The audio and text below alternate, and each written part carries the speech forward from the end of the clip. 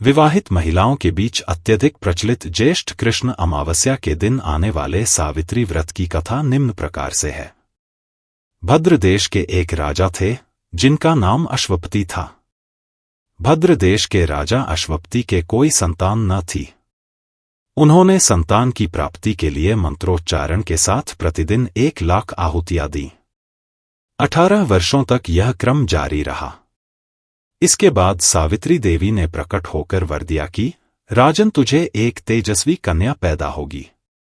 सावित्री देवी की कृपा से जन्म लेने के कारण से कन्या का नाम सावित्री रखा गया।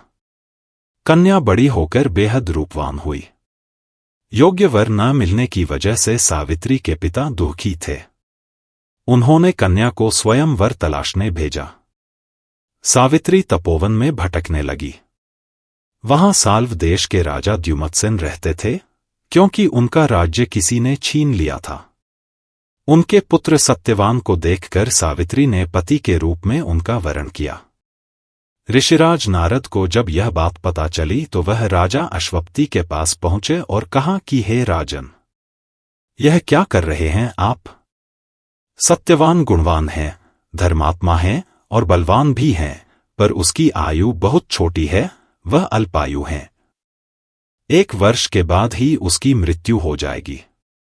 ऋषिराज नारद की बात सुनकर राजा अश्वपति घोर चिंता में डूब गए। सावित्री ने उनसे कारण पूछा तो राजा ने कहा, पुत्री, तुमने जिस राजकुमार को अपने वर के रूप में चुना है वह अल्पायु है। तुम्हें किसी और को अपना जीवन साथी बनाना चाहिए। इस पर सावित्री ने कहा कि पिताजी, आर्य कन्याएं अपने पति का एक बार ही वरण करती हैं, राजा एक बार ही आज्ञा देता है और पंडित एक बार ही प्रतिज्ञा करते हैं और कन्यादान भी एक ही बार किया जाता है। सावित्री हठ करने लगी और बोली, मैं सत्यवान से ही विवाह करूंगी। राजा अश्वपति ने सावित्री का विवाह सत्यवान से कर दिया। सावित्री अपने ससुराल पहुंचते ही सास-ससुर की सेवा करने लगी। समय बीतता चला गया। नारद मुनि ने सावित्री को पहले ही सत्यवान की मृत्यु के दिन के बारे में बता दिया था। वह दिन जैसे जैसे करीब आने लगा, सावित्री अधीर होने लगी। उन्होंने 3 दिन पहले से ही उपवास शुरू कर दिया। नारद मुनि द्वारा कथित निश्चित तिथि पर पितरों का पूजन किया। हर दिन की तरह सत्यवान उस दिन भी लकड़ी काटने जंगल चले गए, साथ में सावित्री भी गईं। जंगल में पहुंचकर सत्यवान लकड़ी काटने के लिए एक पेड़ पर चढ़ गए। तभी उसके सिर में तेज दर्द होने लगा। दर्द से व्याकुल सत्यवान पेड़ से नीचे उतर गए। सावित्री अपना भविष्य समझ गईं। सत्यवान के सिर को गोद में रखकर सावित्री सत्यवान का सिर सहलाने लगीं। तभी वहां यमराज आते दिखे। यमराज अपने साथ सत्यवान को ले जाने लगे। सावित्री भी उनके पीछे पीछे चल पड़ी। यमराज ने सावित्री को समझाने की कोशिश की कि यही विधि का विधान है, लेकिन सावित्री नहीं मानी। सावित्री की निष्ठा और पतिपरायणता को देखकर यमराज ने सावित्री से कहा कि हे देवी, तुम धन्य हो। तुम मुझसे कोई भी वरदान मांगो। सावित्री ने कहा कि मेरे सास-ससुर वनवासी और अंधे हैं, उन्हें आप दिव्य ज्योति प्रदान करें। यमराज ने कहा, ऐसा ही होगा। जाओ, अब लौट जाओ। लेकिन सावित्री अपने पति सत्यवान के पीछे पीछे चलती रहीं। यमराज ने कहा, देवी तुम वापस जाओ। सावित्री ने कहा, भगवान, मुझे अपने पतिदेव के पीछे पीछे चलने में कोई परेशानी नहीं है।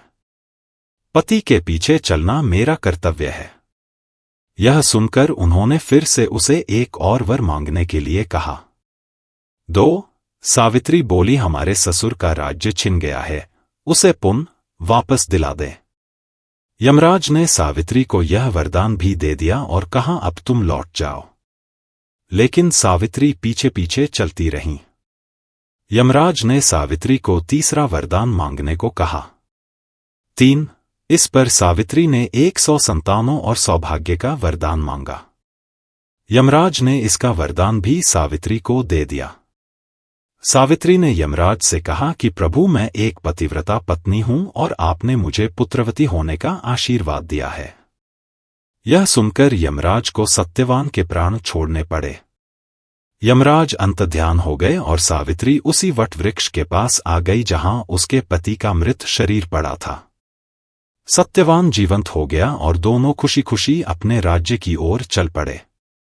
दोनों जब घर पहुंचे तो देखा कि माता पिता को दिव्य ज्योति प्राप्त हो गई है। इस प्रकार सावित्री सत्यवान चिरकाल तक राज्य सुख भोगते रहे।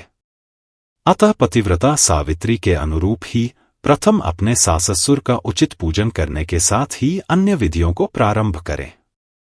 वट सावित्री व्रत करने और इस कथा को सुनने से उपवासक के वैवाहिक जीवन या जीवन साथी की आयु पर किसी प्रकार का कोई संकट आया भी हो तो वो टल जाता है।